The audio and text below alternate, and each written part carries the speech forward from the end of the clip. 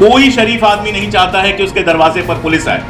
कोई शरीफ आदमी नहीं चाहता है कि वो अदालत में जाए और वहां पर मुकदमा लड़े। लद्दाख जो हमेशा से बहुत पीसफुल रहा था, देशभक्त जिस तरह से परिभाषित किए जाते हैं, लद्दाख से ज्यादा देशभक्ति आपको कहीं नहीं दिखती। 6 साल बाद वहां की जनता कह रही है कि भाई क्या हुआ तेरा वादा, तो चलो जेल में जाओ, तुम देशद्रोही हो। और पाकिस्तान कनेक्शन निकल गया, चाइना कनेक्शन निकल गया। तो लद्दाख का एक तरह से आप कह सकते हैं सिंबल था, उसको आपने गिरफ्तार कर लिया, सोनम वांगचुक को। संसद में आग लग गई और हिटलर ने उसके बाद सारे के सारे कानून रद्द करके बोलने पर रोक लगा दिया। ऐसे करते करते आपने 30-40% इस देश के लोगों पर तो देशद्रोही का ठप्पा लगा दिया। इंदिरा गांधी थी। Indira Gandhi was not India.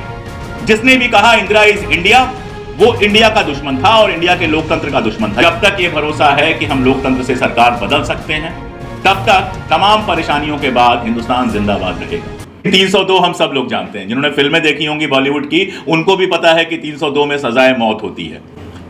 लेकिन क्या उसके चलते इस देश में हत्या होनी रुक गई? क्या इस देश में मर्डर रुक गए 302 की वजह से? अब सजाए मौत से बड़ी सजा तो कोई हो ही नहीं सकती है। एक्सट्रीम है वो तो। बहुत सारे देशों में हमारे जैसे बहुत सारे लोग सजाए मौत की मुखालफत करते हैं कि नहीं, सजाए मौत होनी ही नहीं चाहिए। जन्म देना या जान लेना ऊपर वाले का हक है, किसी और को यह हक नहीं है कि जान ले सके। बहुत सारे लोग ये लॉजिक देते हैं। लेकिन उससे किसी भी तरह से आपने ये देखा कि सजाए मौत से किसी भी तरह से खत्म नहीं हो सका वो अपराध। दुनिया के बहुत सारे देश हैं जहां सजाए मौत नहीं है, आप देखेंगे वहां अपराध कम है। इसके साथ आप देख लीजिए, निर्भया कांड होता है। निर्भया कांड के बाद कानून को बहुत कड़ा कर दिया जाता है। हर मिनिस्टर आकर यही भाषण देता है कि हम कड़े कानून बनाएंगे। कानून कड़े होते जाते हैं, अपराध बड़े होते जाते हैं, लगातार अपराध बढ़ते चले जाते हैं। यह हमने लगातार देखा है। तो ये लॉजिक ही समझ में नहीं आता है कि और कड़ा कानून कभी कोई मीसा लेके आएगा, कभी कोई यूएपीए लेके आएगा। और ये किसी एक सरकार की बात नहीं है, किसी एक सरकार में हो सकता है ये अचानक बहुत बढ़ गया हो। वरना हर सरकार ये चाहती है कि हमारे हाथ में कुछ ऐसे कानून हो कि हम अपने खिलाफ बोलने वालों की आवाज बंद कर सकें, किसी में थोड़ा ज्यादा, किसी में थोड़ा कम। तानाशाहों के इतिहास पर अभी मैंने एक किताब पूरी की है, हो सकता है अगले महीने तक मार्केट में आ जाए। दुनिया भर के जो तानाशाह अब तक हुए हैं, मैंने कोशिश की है उनकी जिंदगी की पड़ताल करने की। सबने ऐसे ही कानून बनाए, बोलने पर रोक लगा दी, सबको बहाने मिल गए। संसद में आग लग गई और हिटलर ने उसके बाद सारे के सारे कानून रद्द करके बोलने पर रोक लगा दिया। अभिव्यक्ति की आजादी जिसको हम कहते हैं, उस पर रोक लगा दिया। मीटिंग करने पर रोक लगा दिया, भाषण देने पर रोक लगा दिया, सब कुछ कर दिया।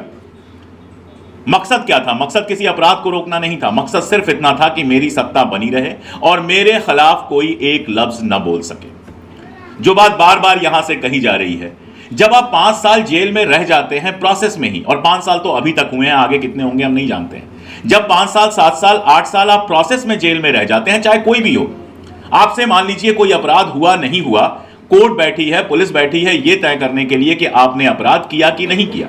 अगर कोई अपराधी है उसको सजा दीजिए, कोई अपराधी नहीं है उसको रिहा कीजिए। यही तो, इसीलिए तो कानून है, इसीलिए तो प्रोसेस है। अब एक आदमी को आपने गिरफ्तार किया ये कह के कि इसने कोई गलत हरकत की है, इसने कुछ ऐसा किया है जिसके चलते इसको जेल में होना चाहिए। 5 साल तक ट्रायल शुरू नहीं होता है। 5 साल सोचिएगा, जो बच्चा पैदा नहीं हुआ होगा वो अपने पैरों पर चलने लगेगा, बोलने लगेगा। कैरियर पूरी तरह से तबाह हो जाता है, आदमी का जिंदगी तबाह हो जाती है। मैं जानता हूं बहुत सारे ऐसे लोगों को जिनके परिवार वाले हर महीने मिलने आते थे, 15 दिन पे मिलने आते थे, फिर 2 महीना हुआ, फिर 3 महीना हुआ, उनको भी अपनी जिंदगी चलानी होती है, उनको भी तमाम सारी मुश्किलात झेलनी होती हैं, मुकदमे का पूरा प्रोसेस देखना होता है। आदमी दुनिया से कटता चला जाता है। इस 5 साल तक आप यही तय नहीं कर पाए कि यह बंदा गुनहगार है कि नहीं है, लेकिन किए या अनकिए गुनाह की सजा वो झेल रहा है। जेल में है ना, जेल में होना अपने आप में सजा है। मैं एक मिडिल क्लास फैमिली में पैदा हुआ हूं और मैं जानता हूं कि मिडिल क्लास परिवारों में जेल का जिक्र, अदालत का जिक्र, पुलिस का जिक्र सिहरन भर देता है। कोई शरीफ आदमी नहीं चाहता है कि उसके दरवाजे पर पुलिस आए।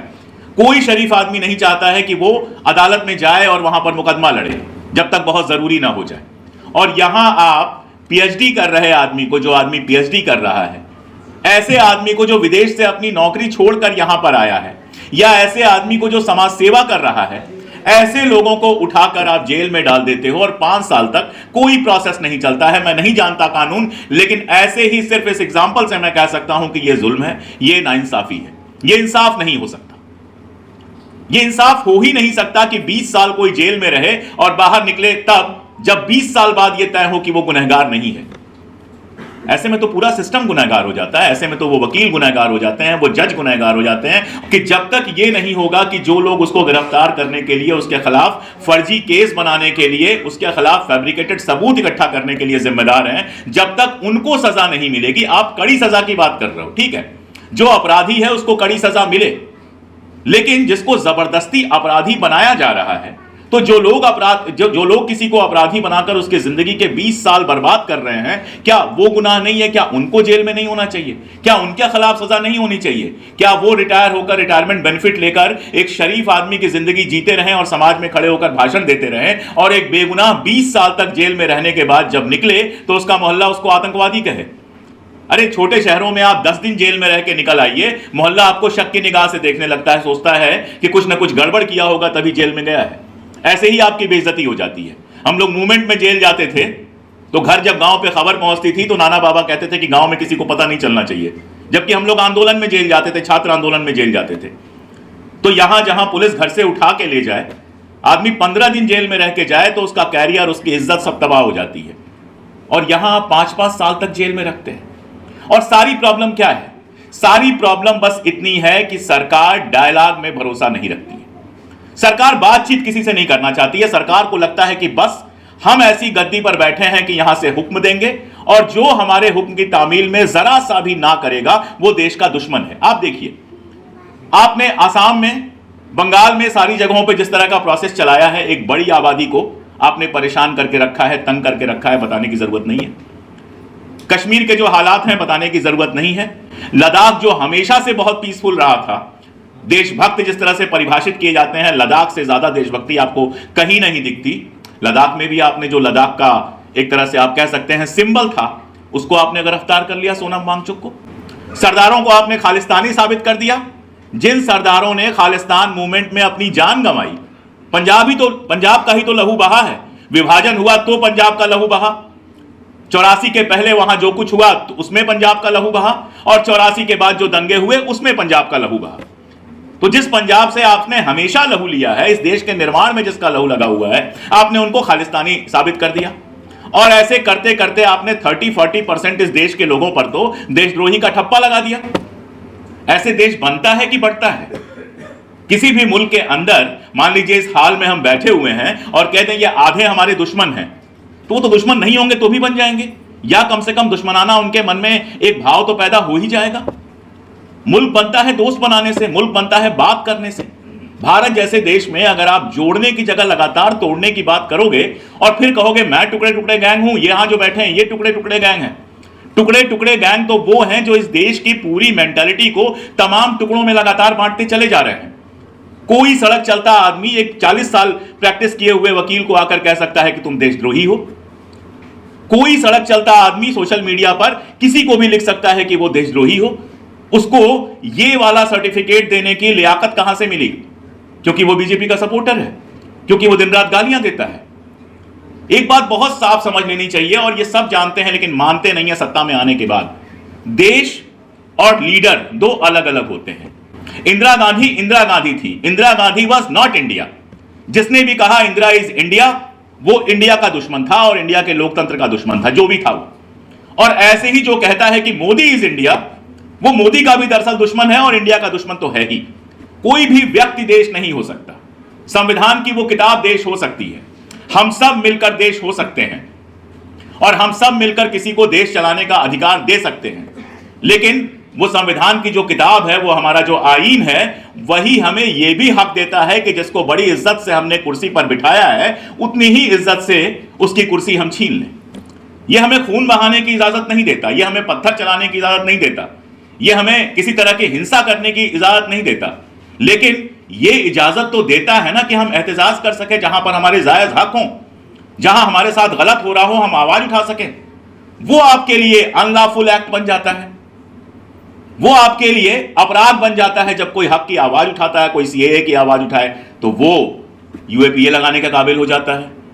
कोई वही डिमांड करे, वही मांगा गया, वही अनुसूची 6 मांगी गई लद्दाख में, जिसका वादा भारतीय जनता पार्टी ने अपने घोषणा पत्र में किया था, अपने मैनिफेस्टो में कहा था कि हम तुम्हें अनुसूची 6 में शामिल करेंगे।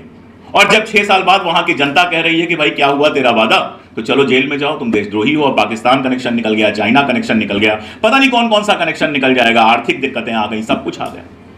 तो क्या ये जनता के समझ में नहीं आता है? जब ये चीजें बार बार होती हैं तो ये जनता की समझ में नहीं आता है।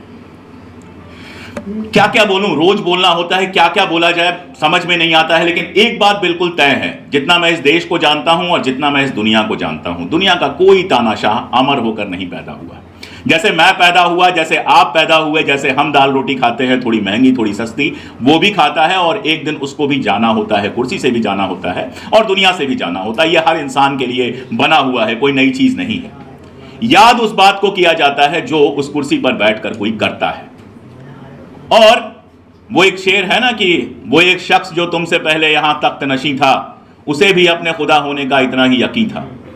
कुर्सियां कब चली जाती हैं, एक रशियन कहावत है कि बरसों बरस कुछ नहीं बदलता और रातों रात सब कुछ बदल जाता है। तो चीजें कब कैसे बदल जाती हैं, दुनिया का इतिहास बताता है कि 4 दिन पहले तक हिटलर को लगता था कि कुछ ना कुछ ऐसा हो जाएगा कि हम रशिया को जीत जाएंगे।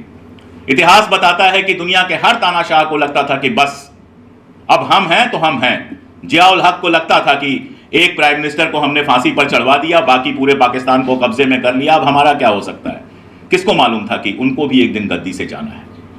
सवाल बस इतना है कि इस देश की डेमोक्रेसी जो आइडिया ऑफ इंडिया इतने लंबे बलिदानों के बाद स्थापित की गई, बनाई गई, और जिसके चलते 70 साल तक मैं कभी नहीं कहता सब भाई भाई थे, सब भाई भाई कैसे हो सकते हैं, आपस में लड़ते भिड़ते थोड़ी बदमाशियां करते ये देश चल रहा था। बस इतना सबको भरोसा था कि कानून सबके लिए बराबर है, इतना सबको भरोसा था कि अदालत में जाएंगे तो न्याय मिलेगा। ऐसा नहीं है कि तब भी सबको न्याय मिल रहा था, लेकिन चलो 100 में से 80 को न्याय मिल रहा था तो मान लिया जाता है न्याय मिल रहा है। ये भरोसा जब टूटता है तो किसी भी देश के लिए बहुत तरह की मुश्किलें सामने आती हैं। मैं उनके डिटेल में नहीं जा रहा। जब तक ये भरोसा है कि हमें न्याय मिलेगा, जब तक ये भरोसा है कि हम लोकतंत्र से सरकार बदल सकते हैं, तब तक तमाम परेशानियों के बाद हिंदुस्तान जिंदाबाद रहेगा। लेकिन जिस दिन ये भरोसा टूटेगा, ये हिंदुस्तान के संविधान के लिए और हिंदुस्तान के लिए बेहद खतरनाक होगा। इसलिए बहुत जरूरी है जो लोग कानून के पदों पर बैठे हुए हैं, जो लोग सत्ता के पदों पर बैठे हुए हैं, 2 बातें समझें। पहली बात तो ये कि कोई कुर्सी ऊपर से लेके आया नहीं था और कोई कुर्सी ऊपर लेके जाएगा नहीं। जो कुर्सी है एक काम के लिए, एक वक्त के लिए उनको मिली है, आज नहीं तो कल वो कुर्सी खाली करनी है। और दूसरी बात कि वो नहीं बड़े हैं, देश बड़ा है। रहा सवाल हमारे जैसे लोगों का, तो बोलते बोलते मुझे ताज भोपाली का एक शेर और याद आ गया, वो भी सुन लीजिए। पीछे बंधे हैं हाथ मगर शर्त है सफर, किससे कहें कि पांव के कांटे निकालता। बहुत शुक्रिया।